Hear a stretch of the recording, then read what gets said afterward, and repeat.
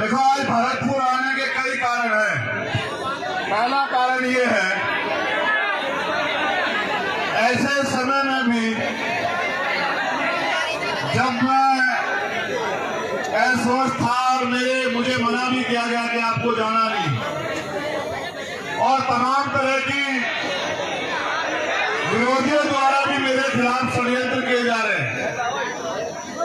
फिर आज मेरे कंधों पे जिम्मेदारी थी कि मैं यहाँ आपके बीच आऊं, और मैं अपनी एक मिनट भी अब किसी को कुछ कहने में खराब नहीं करना चाहता। मैं आपसे बात करना चाहता हूं। उसका एकमात्र कारण ये है कि आप अपनी मेहनत की खून पसीने कमाई लगा के यहाँ काम छोड़ के आए, और आप यहाँ से मेरी बात को सुनकर ना जाओ और उस पर अमल ना करो, तो इससे आपके जीवन में कुछ नहीं बदलने का और मेरा भी कुछ भला नहीं होने का। क्योंकि पहली जो सबसे ज्यादा जरूरी बात थी यहाँ आने की, वो ये है कि मैं जब भी राजस्थान आया किसी भी अन्याय के खिलाफ लड़ने के लिए, राजस्थान के साथियों ने पलके बिछा के मेरा स्वागत किया, मुझे हिम्मत दी, मुझे ताकत दी, मेरी रक्षा सुरक्षा की। इसके 2 रुपए लेके चक्कर में पड़े, नाश ना करे यार, बस यार। दूसरा, मैं ये उन लोगों को बताने के लिए आया हूं जिन्हें लगता है कि मैं गोलियों से डर जाऊंगा।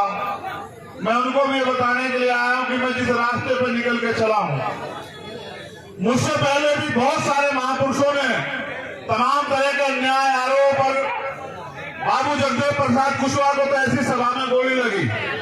हम उनको मानने वाले लोग हैं। भगवान बुद्ध, संत कबीर, गुरु नानक देव, संत गुरु रविदास जी को मानने वाले लोग हैं। राष्ट्रपिता ज्योतिबा फूले, छत्रपति साहू जी महाराज को मानने वाले लोग हैं। हम सब छोटू राम बाबा साहब अम्बेडकर को मानने वाले लोग हैं। हम गोलियों से डरने वाले नहीं हैं। मगर मैं ये भी बता देना चाहता हूं, मैं गोली का जवाब भी दे सकता हूं, इस बात को भी आप लोग जानते हैं। मगर मैं गोली का जवाब शांति से दूंगा हमेशा। मैं आज भी आपसे अपील करूंगा कि आप शांति बना के रखो। उनकी गोली का एक और कारण यह है कि वो डर रहे हैं, वो घबरा रहे हैं, और जब कोई घबराता है तो वो इस स्थिति में आता है कि इस तरह के हमले करता है। आप ये जानते हो कि वो मुझे सीबीआई, ईडी, इनकम टैक्स से नहीं डरा सकते, वो मुझे मुकदमों, जेल से नहीं डरा सकते। मैंने भारत की सबसे बड़ी जेल तिहाड़ भी 2-2 बार काटी है। मैंने 16-16 महीने जेल काटी है। मैंने यहाँ राजस्थान की जयपुर की जेल भी काटी है। मुझे वो जेल से नहीं डरा सकते।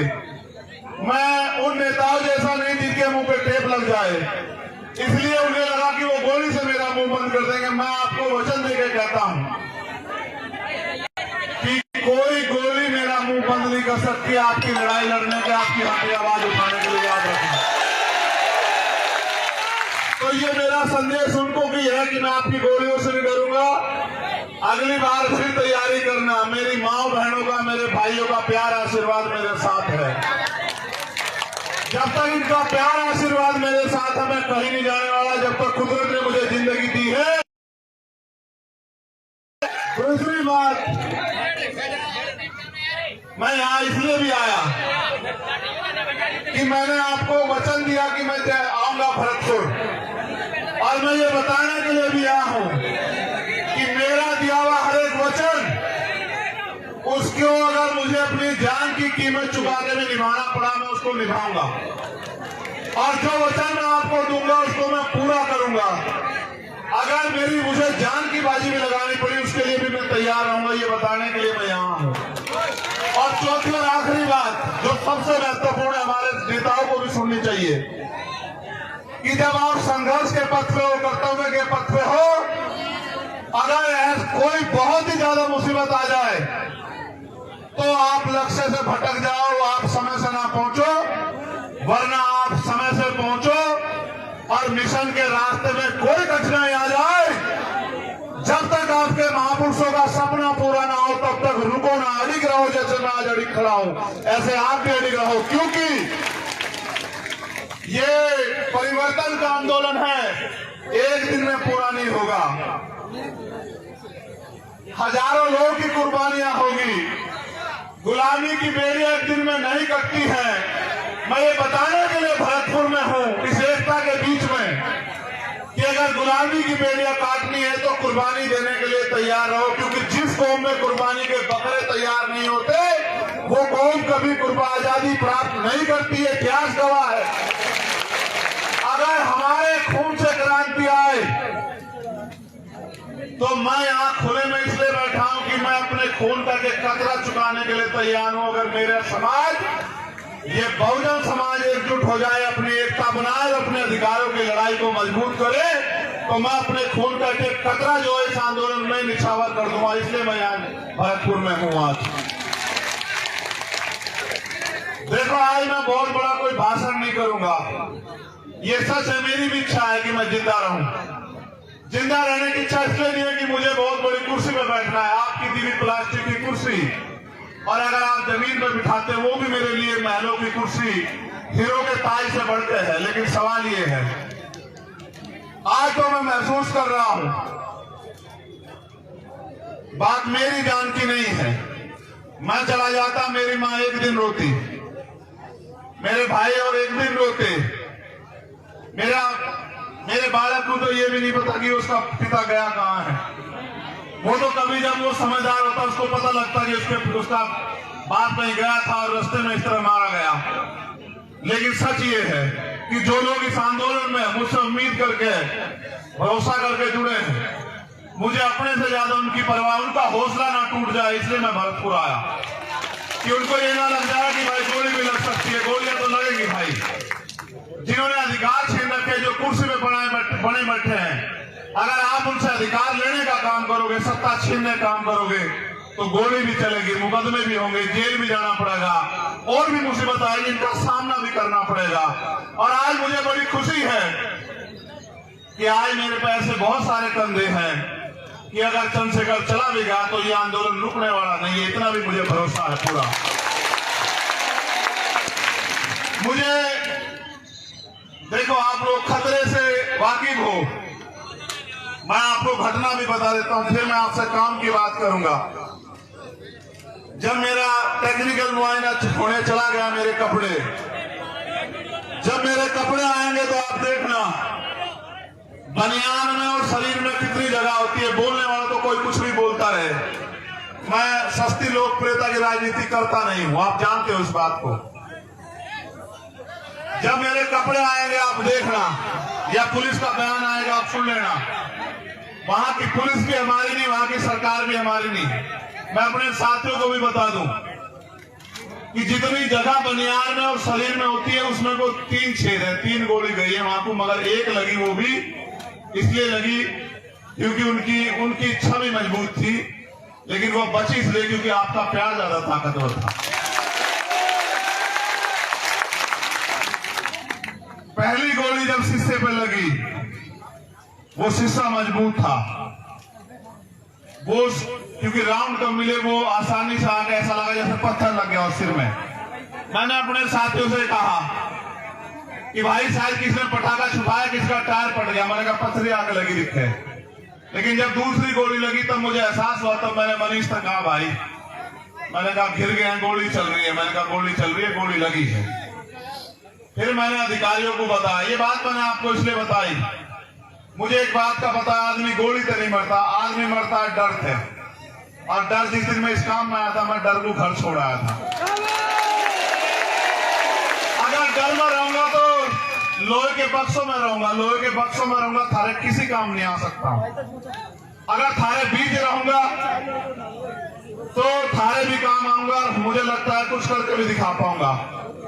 तो मुझे, जैसे मेरी जान को खतरा है, पूरे भारत में भीम आर्मी आजाद समाज पार्टी के माध्यम से, और हमारे बहुजन पत्रकार भी, ये भी बात कहनी पड़ेगी, हमारे पत्रकार जो बहुजन समाज के हैं भाई, या जो ईमानदार पत्रकार हैं देश में, या जो ईमानदार से लड़ाई लड़ रहे हैं, भीम आर्मी आजाद समाज पार्टी के लोग, या किसान सभा के लोग, या हमारे जाट महासभा के लोग, या अन्य कोई बहुजन संगठन जो ईमानदार से लड़ाई, उन सबकी जान को खतरा है।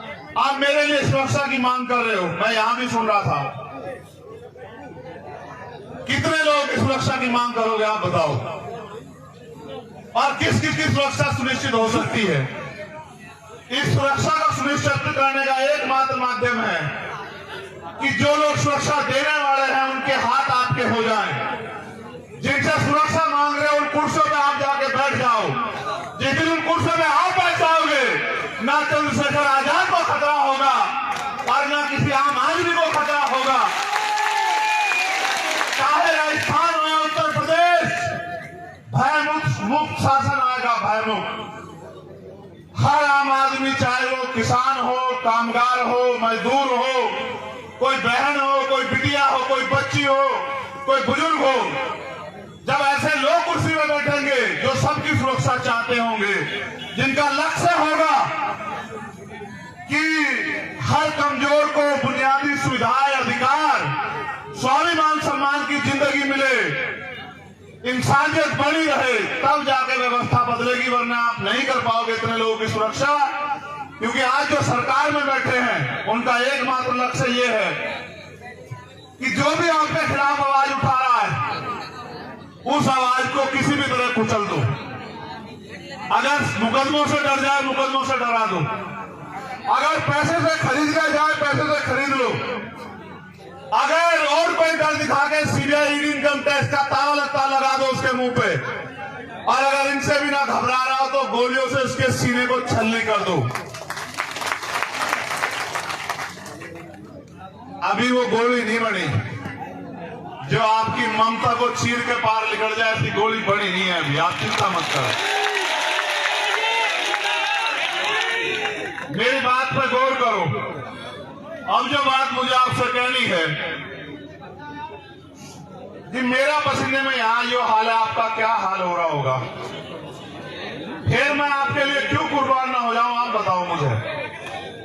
जो मेरे लिए एक टांग पर खड़े हैं, जो इस गर्मी में मोटे से मोटा लगा के सर में सर जोड़ के यहाँ जो अड़े बैठे हैं, घर में वे पंखे के बगैर भी नहीं रहते होंगे, कूलर के बगैर भी नहीं रहते होंगे। अगर वो मेरी बात पे इतना खड़े हैं तो उनके लिए मैं क्यों ना कुर्बान हो जाऊं, आप बताओ मुझे। क्या ऐसा कारण हो कि मैं कुर्बान ना हो जाऊं। देखो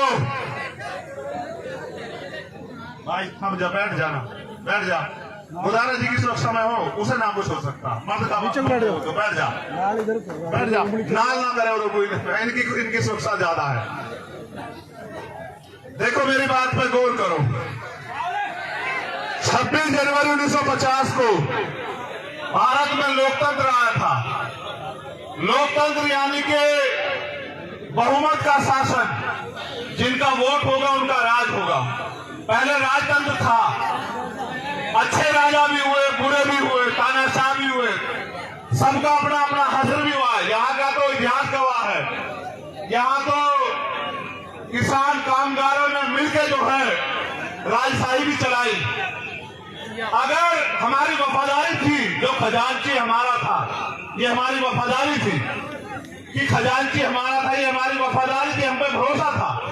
और सेनापति गुर्जर समाज का तो ये भी हमारी वफादारी थी कि हमारे सेना पे भी भरोसा था, राज भी हमारा था, क्योंकि राज करने वाले भी हमारे लोग थे। हम लोग मिलजुल के राज कर रहे थे। यहाँ मैंने ये यहाँ की बात बताई, लेकिन मैं आपको लोकतंत्र की बात बताता हूँ कि जिनका वोट होगा उनका राज होगा। आज आपको चाहे रोजगार चाहिए हो या न्याय चाहिए हो या कोई हक अधिकार चाहिए हो, हर चीज के लिए सरकार पे आप लोग निर्भर हो। लेकिन सरकार बनाने की शक्ति आपके अंदर है। जैसा मैंने कहा, जिनका वोट होगा उनका राज होगा। आप बस इस बात को नहीं समझ पाए कि वोट आपके पास है, राज दूसरों का है। अगर जिनका वोट है वो अपनी वोट को संगठित करके और एक एक वोट को अपने पक्ष में दे दें तो राज आपका आ जाएगा। और जिनका राज आ जाएगा, आप ये बताओ, अगर राजस्थान में आपका राज होगा तो क्या राजस्थान में मुझे कोई खतरा हो सकता है क्या? बात मेरे खतरे की नहीं है, मैं आपका ध्यान आकर्षित करूंगा। बात उस खतरे की है जो अन्याय लंबे समय से राजस्थान में हो रहा है। चाहे मुंह से रखने पर हत्या हो, चाहे पानी पीने पर, मटकी छूने पर हत्या हो, चाहे घोड़ी पर बैठने पर अपमान किया जाए, चाहे और तमाम तरह की जातीय, धार्मिक और तानाशाही सामंतवादी सोच के कारण हमारे लोगों के साथ अन्याय हो, दलित, पिछड़े, अल्पसंख्यक समाज के साथ, ये सारा अन्याय तब रुकेगा। देखो, मैं अपनी पीठ का घाव, ये मेरा जरा सा घाव 1 इंच का, इस घाव के जख्म को मैं भर सह लूंगा। ये मेरी पीठ पे है, ये मुझे कम दिखाई देगा, लेकिन जब रोज मैं अन्याय सुनता हूँ, अपनी बहन बेटियों के साथ होते अन्याय को देखता हूँ, अखबार में पढ़ता हूँ, टीवी में देखता हूँ, वो जो घाव मेरे सीने पे होता है, मैं उस घाव से परेशान हूं। इस दर्द को तो कुछ नहीं है, इस दर्द को तो मैं सह लूंगा, इस दर्द को सह सकता हूं, तभी तो आपके बीच में हूं। लेकिन जो घाव मेरे सीने पे रोज, चाहे वो राजस्थान से लगे, चाहे वो उत्तर प्रदेश से लगे, मध्य प्रदेश से लगे, उड़ीसा से, बिहार से, दिल्ली से, मध्य प्रदेश से, उत्तराखंड से, हरियाणा से, पंजाब से, जो अन्याय हो रहा है देश की सरकारों में, वो जो घाव मेरे सीने पे लगते हैं, मैं ये सोचता हूं कैसे रोकूं इस अन्याय को। मेरी बहन ओम प्रकाश रैगर की से बड़ी वाली, छोटे वाली गुड़िया यहाँ बैठी है। जब मैं आया था, मेरे गले लग के उसकी आंखों में भावुकता थी। मुझे उस दर्द की ज्यादा परवाह है कि वो दर्द कैसे कम होगा। वो दर्द एक तरीका ही है कम करने का, और जो आप मान रहे हो सुरक्षा सुरक्षा सुरक्षा, मत बोलो सुरक्षा। इन नालायक सरकारों से कोई सुरक्षा मत मांगो, आप सुरक्षा तंत्र खुद बनो। सुरक्षा मांगने वाले नहीं, सुरक्षा देने वाले बनो। मेरे लोगों, अपनी ताकत को समझो। मैं इसको क्या जवाब दूं? आप बताओ, मैं इसको क्या जवाब दूं? मैं कार्तिक भील की पत्नी को क्या जवाब दूं? मैंने आपसे पिछली बार भी पूछा था। मैं जितेंद्र मेघवाल के परिवार को क्या जवाब दूं? मैं राजस्थान में आके क्या बड़ी बड़ी बातें करूं, जब मैं न्याय नहीं दिला पा रहा हूं। आपने सामाजिक न्याय सम्मेलन रखा, हमारे किसान नेता पुष्पेंद्र चौधरी मुझसे पहले बोले होंगे, हम न्याय नहीं दे पा रहे राजस्थान में, तो सामाजिक न्याय कहां से मिलेगा? सामाजिक न्याय का मतलब समझते हो? सामाजिक न्याय का मतलब होता है हिस्सेदारी, धन धरती राजपाट में आपकी हिस्सेदारी, चाहे वो साधन हो, संसाधन हो, राज सत्ता हो, नौकरी हो, जमीन हो, हर काम में आपकी हिस्सेदारी।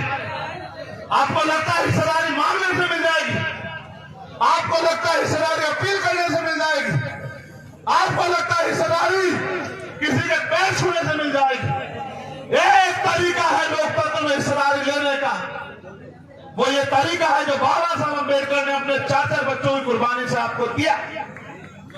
वोट का ताकत, वोट की शक्ति, वोट की शक्ति के बिना कोई तरीका नहीं सामाजिक न्याय मिल जाए। अगर ये सरकारें सामाजिक न्याय देना चाहती, तो आप सोचो कि चुनाव होते हैं, सरकारें बनती है, सामाजिक न्याय क्यों नहीं मिलता? बताओ, किसान को उसकी फसल का दाम मिल रहा है क्या? सरकार आती है, किसान कागज लेके दफ्तरों में खड़ा रहता है। नौजवान को रोजगार मिल रहा है क्या? सीएचए की भर्ती वालों जिनके चक्कर में बच्चों के मैं जेल गया, उनको लाठे मारी सरकार ने। अगर नौजवान रोजगार के लिए आता है, सरकार पे जवाब नहीं है। महंगाई बेरोजगारी पे बात करोगे, जवाब नहीं है। गरीबों की ताकत वो लोग जमीन छीन रहे, जवाब नहीं है। मैं भी गया वहां नवलगढ़, किसानों की जमीन पूंजीपतियों को दे दी, उसमें हिस्सा मजदूरों का भी था, क्योंकि किसान की जमीन पे किसान मालिक नहीं होता अकेला।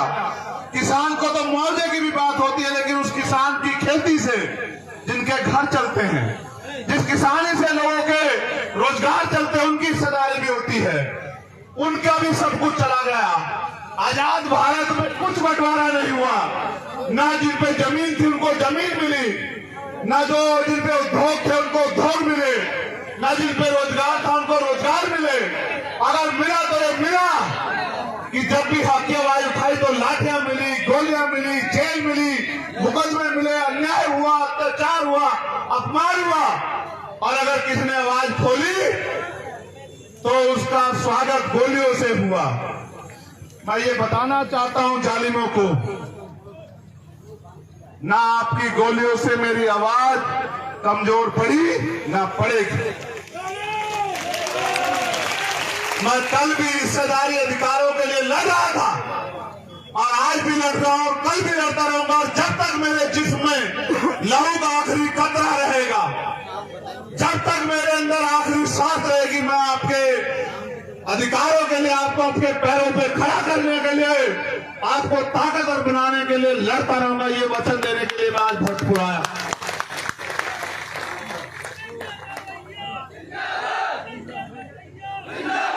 एक खबर मेरे हाथ में दी है, पुलिस के लोग यहां होंगे। करौली जिले के 4 लड़के भी भरतपुर पुलिस ने थाने बंद कर दिए हैं। वो बस में खड़े छत पे नारेबाजी हो रही थी, तुम इतने मत गिरो, यहाँ के लोग हो, इस सरकार के लोग हो।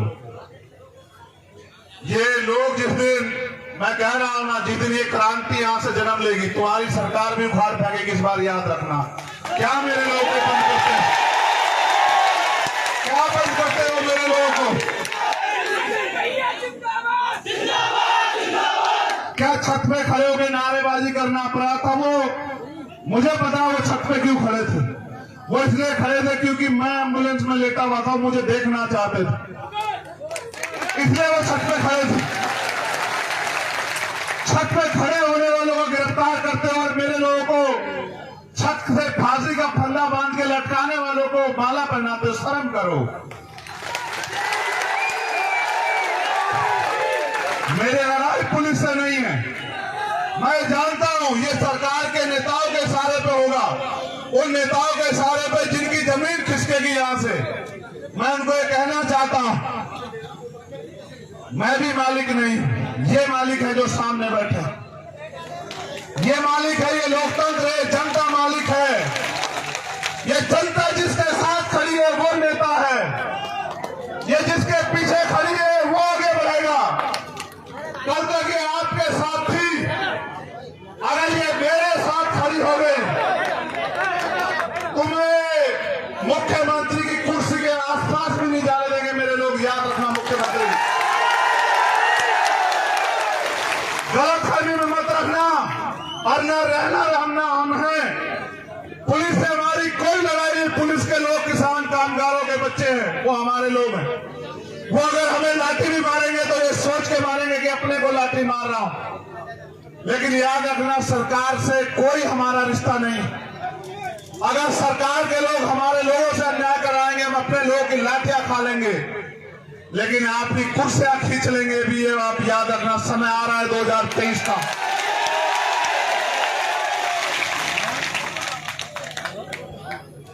यहां एक जो प्रोजेक्ट है, ईस्टर्न राजस्थान कैनाल प्रोजेक्ट, जो लंबे समय से यहां रुका हुआ है, और यहां से जो जल संसाधन मंत्री उन्होंने कहा कि पहले मुख्यमंत्री बना दो, तब 6000 करोड़ रुपए का प्रोजेक्ट दूंगा। मैं ये भी बता दूं, ना तो वो 6000 करोड़ रुपए उनके, वो जनता के टैक्स का पैसा है। मैं आपको एक जानकारी दे दूं इस बात के साथ, जो पैसा सरकार खर्च करती है, चाहे केंद्र की करे स्टेट की, वो पैसा जनता के टैक्स का पैसा होता है, सरकार का नहीं होता। सरकार के लोग अपने घर से पैसा नहीं लाते। तो जो केंद्रीय जल संसाधन मंत्री होके फिर भी पद मांग रहा है, उससे ज्यादा उम्मीद मत करो आप लोग। इसलिए ये प्रोजेक्ट इसलिए रुका हुआ है क्योंकि वो इसके नाम पे आपसे वोट लेना चाहते हैं। इस बार आपको उनकी बातों में नहीं आना है। उनकी झूठी बातों में गुमराह तो नहीं हो जाओगे? बताओ। नहीं, दोनों हाथ उठा के बताओ। नहीं, उठा के रखो तभी मानूंगा। अच्छा ठीक है।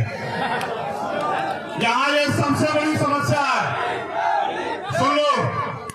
एक यहाँ बजरी माफिया का बड़ा वो है, जिसकी वजह से आम आदमी को जो बजरी 3-4 हजार रुपए मिलनी चाहिए, वो 20-30 हजार रुपए से ज्यादा मिलती है। और फिर वो जो उनको रोकता है, उसके साथ वो किसी घटना को भी अंजाम देते हैं। सरकार सोई भी है, सरकार को नहीं दिखता है। सब सरकार का संरक्षण है उनको। नकल माफिया का मामला आप देखते हो सरकार में कि सारे पेपर जो है वो भर्तियों से पहले लीक हो जाते हैं। अब मैं आपसे एक बात जानना चाहता हूं,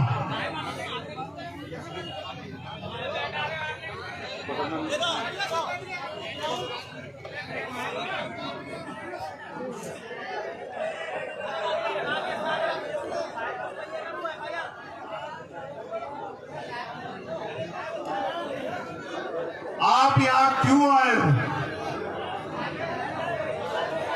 मैं आपसे जानना चाहता हूं। हल्ला मत बजाओ ये राइट वाले, बहुत नजदीक खड़े हुआ देखो लोग 200 मीटर चैन से खड़े हुए। और मैं तुमसे कूलर के आगे बैठने से नहीं कह रहा, मुझे हवा की जरूरत नहीं, मगर चैन से खड़े हो जाओ। मेरी मेरे हिस्से की हवा भी तुम लो, कोई बात नहीं। मैं आपसे पूछ रहा हूं आप यहां क्यों आए?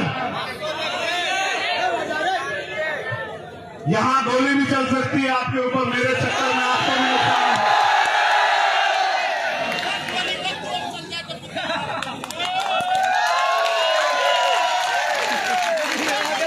मैं अपनी दक्षिणा मां से पूछना चाहता हूं, मैंने तो कभी आपके लिए 1 रुपए का काम भी नहीं किया, क्यों आई हो?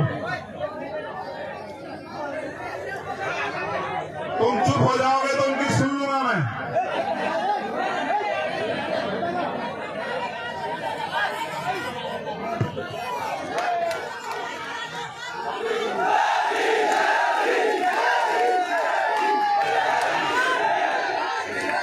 चुप हो जाओ। एक सवाल और है, ये गरीब, आपका ये गरीब खून जो है ना, ये खत्म बहुत रहा लोगों की आंखों में। क्या ये आपका आशीर्वाद आगे भी मुझे मिलेगा? ऐसा तो नहीं जब अमीर आ जाएंगे तो अपने गरीब बेटे को भूल जाओगी, अपने इस भाई को भूल जाओगी।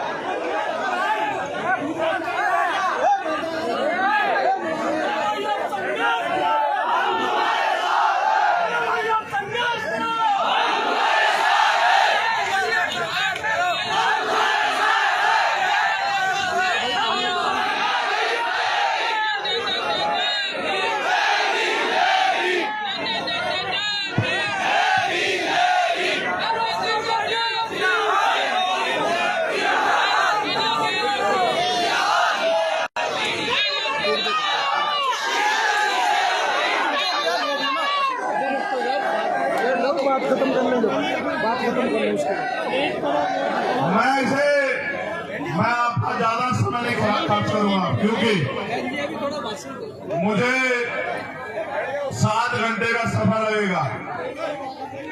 मैं अब से जाऊंगा तब 1 बजे पहुंचूंगा घर। लेकिन सच ये है, देखो मैं सच में नया हूं राजनीति में, मैं बिल्कुल सच में नया हूं। मैं ये नहीं कहता मैं बहुत बड़ा हूं, बहुत बड़े बड़े नेता, मैं तो छोटा सा आपका आप जैसा हूं जैसे आप। लेकिन मैं आपको ये वादा कर सकता हूं, क्योंकि आदमी के लिए जान से बढ़ के कुछ नहीं होता। मुझे यहां से एमपी एमएलए का चुनाव नहीं लड़ना है, लेकिन मैं चाहता हूं कि यहां भी अन्याय खत्म हो, यहां भी आप लोग ताकतवर हो। मैं यूपी में नहीं गया सभा करने इस घटना के बाद में, यहां आपके पास आया ये कहने कि यहां आपके पास पहले मौका आएगा अपने लोगों की रक्षा सुरक्षा करने का। यहां आपके पास पहले अवसर है इन गुलामी की बेड़ियों को और उन सामंतशाही ताकतों को सबक सिखाने का कि अब हम जुर्म नहीं सहेंगे, अब हम किसी भी कीमत पे किसी भी अन्याय अत्याचार को बर्दाश्त नहीं करेंगे, चाहे वो चंद्रशेखर आजाद के साथ हो या गांव में रहने वाले आम किसी किसान, कामगार, नौजवान, महिला, मजदूर किसी के भी साथ हो, इस अन्याय को नहीं सहेंगे। ये सबसे बड़ा मौका आपके पास आने वाला है। और मैं ये आपसे आग्रह करूंगा, ये राजधानी है हमारी, मैं इस बात को जानता हूं, ये आगरा से लगी हुई ये राजधानी है हमारी। मैं आपसे अपील करूंगा, आपने मिट्टी के पुतलों को ताकतवर बनाया। मैंने आपसे पहले कहा कि सबके लिए अपनी जान कीमती होती है। लोग रोटी और जान के लिए जीते हैं। मैं अगर जीता हूं, अगर मुझे दूसरा जन्म मिला है, तो मैंने पहला जन्म भी आपके नाम सब कुर्बान कर दिया था और मेरा ये जन्म भी आपके नाम कुर्बान रहेगा। आप इस बात को जान लें। ना मैं आपके स्वाभिमान सम्मान आपके हक अधिकारों से पहले समझौता करता आया और ना आप करूंगा। मेरी जान जा सकती है, लेकिन मैं कभी आपके अधिकारों के को छुपने नहीं दूंगा। ये वादा करने के लिए भरत पड़ा। मेरे जाने के बाद तमाम तरह की बातें होंगी, बस याद रखना। अगर आप ये सोचते हो कि आपके साथ यहाँ अन्याय है, वो मैं दिल से कह रहा हूं, आपके पीठ पे पड़ी एक एक लाठी चंद्रशेखर आजाद की पीठ पे पड़ी। जब कोई जालिम, देखो मुझसे लड़ाई क्या है मैं बता देता हूं। आपसे पहले नहीं होता था कि कोई ताकतवर किसी की बच्ची को नोच ले, किसी का अपमान करे, किसी को गलत निगाह से देखे, किसी को घोड़ी पे ना बैठने दे, किसी की मूछें रखने पे हत्या कर दे, किसी की मटकी छूने पे हत्या कर दे। अब से पहले नहीं होता था, लेकिन अब होता है कि अगर ऐसा कोई करता है तो वो मिनट से पहले जेल जाता है, उसका बाप भी उसको बचा नहीं पाता। होता है जो ये सोचते थे कि ये किसान कबीरे, दलित, पिछड़े, अल्पसंख्यक समाज के लोग, आदिवासी समाज के लोग उनकी जागीर है, उनके गुलाम है, इनका शोषण करना उनका जन्मसिद्ध अधिकार है। आज वो लोग मिनट से पहले जेल में जाते हैं, उनको सजा होती है। उनको ये चुभने लगा कि आज एक लाखों चंद्रशेखर खड़े हो गए हैं, आज हर गली में चंद्रशेखर है। इस भरतपुर में हजारों चंद्रशेखर हैं जो सीना तान के खड़े हैं, जो जवाब देना जानते हैं। ये उनको चुभने लगा। वो लोग अपनी सरकार के मंचों में बैठते कहते हैं जो कल तक हमारे जूतों के फीते बांधते थे, इस संविधान की वजह से हमारे सर पे चढ़ के बैठ गए हैं। ये वो कहते हैं। मेरी लड़ाई यह है कि संविधान में जो अधिकार आपको दिए वो सुरक्षित रहे और वो लागू हो और नए अवसर पैदा हो और भारतीय संविधान सुरक्षित रहे और बाबा साहब अम्बेडकर, सर छोटू राम और चौधरी चरण सिंह, चौधरी कुमार आर्य, कोतवाल धन सिंह गुर्जर, जननायक बिरसा मुंडा और मान्यवर काशीराम साहब के अधूरे सपने पूरे हों। यही मेरा सपना है, इसलिए मैं राजस्थान में हूं और मैं जानता हूं, नहीं मुझे बोलने दो। मैं जानता हूं ये तभी पूरा होगा जब आपके हाथ मेरे कंधे पे होंगे और फिर ऐसा शासन आएगा जैसे राजा सूरजमल जी का शासन था, जहां सेना भी हमारी, जहां कोष भी हम पे और जहां राज भी हमारा और सम्राट अशोक जैसा राज, वो तभी आएगा जब आप एक हो जाओगे। बहुत बहुत धन्यवाद। आपके प्यार, आपके आशीर्वाद की अभिलाषा रखता हूं और ये उम्मीद करता हूं कि अब की बार आप मेरे हाथों को मजबूत करोगे और मेरे पीठ का जख्म बढ़ जाएगा, लेकिन मेरे दिल के जख्म को कम करने का काम करोगे, ऐसा मुझे विश्वास है।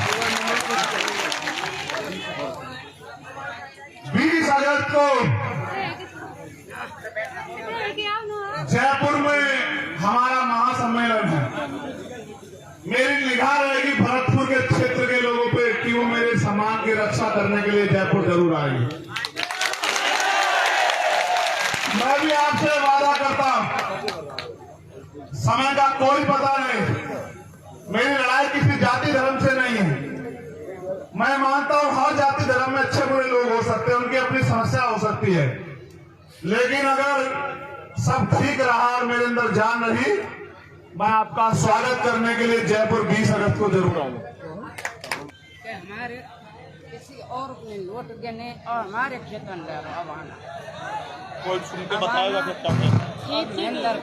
वोट किसी और ने देने हमारे खेतन पर मन को वो मन ना पैसा नहीं मिला, किसी और ने दिले। भैया चुप हो जाओ। एक माई की समस्या है। और मेरा काम यही है कि अगर मेरे होते उनकी समस्या हल हो जाए तो इससे अच्छा कुछ है नहीं। माई आप काम करो, आप हमारे यहाँ के जो लीडर्स लोग हैं, राजन हम कल जाके आए वो दिए माई वो बात दिए तो मैं देते इतने बड़ा बात माई मुझे आपने कल इनको बताया होगा, ये लोग गए थे 2 साल से भजे ढोल में आप 2 साल से डोल रहे हैं, मुझे आप मांगे हुए 10 दिन दे दो भाई। की समस्या सोल्व करा के मुझे बताओ, जब तक सोल्व ना हो तब तक मत बताना, जब सोल्व करा दो।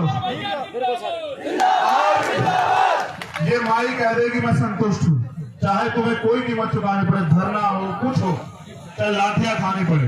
मैं एक आग्रह करूंगा, वो हिंसा के रास्ते में इसलिए ले जाना चाहते क्योंकि हम ताकतवर हो रहे हैं और उनको पता कल हम उनसे कुर्सियां छीन लेंगे। हमें हिंसा के रास्ते पे नहीं जाना मेरे लोगों, ये बात याद रखना आप लोग। मैं हाथ जोड़ के अपील कर रहा हूँ आपसे, ये मेरी बात करके का मान रख लेना। अगर आपने, मैं अपनी ताकत को जानता हूँ, आपने गलत रास्ता इख्तियार किया, सब खराब हो जाएगा। आप वोट की शक्ति पर भरोसा रखना, आप जीत जाओगे। मैं सब बार कहता हूँ, आप जीत जाओगे अगर आपने वोट की शक्ति पर भरोसा रखा। याद रखना मेरी बात। एक और घटना कल सारी माधोपुर में हुई, जहां हमारे डॉक्टर्स लोगों पे गाड़ी चढ़ा दी गई और ये हमारे मुकेश बैरवा जी के भतीजे भी हैं, परिवार के लोग। मैं ये मानता हूं कि जो लड़ेगा उसको न्याय सहना पड़ेगा, उसके परिवार को भी, लेकिन मैं ये भी मानता हूं कि हम लोग झुकेंगे नहीं किसी भी कीमत पे। बहुत बहुत धन्यवाद, आप सब लोग यहाँ आए, आपने मेरा मान रखा, आपने इतना प्यार दिया। जय भीम, जय भारत, जय जवान, जय किसान, जय मंडल, जय जोहार। आवाज दो, आवाज दो, आवाज दो।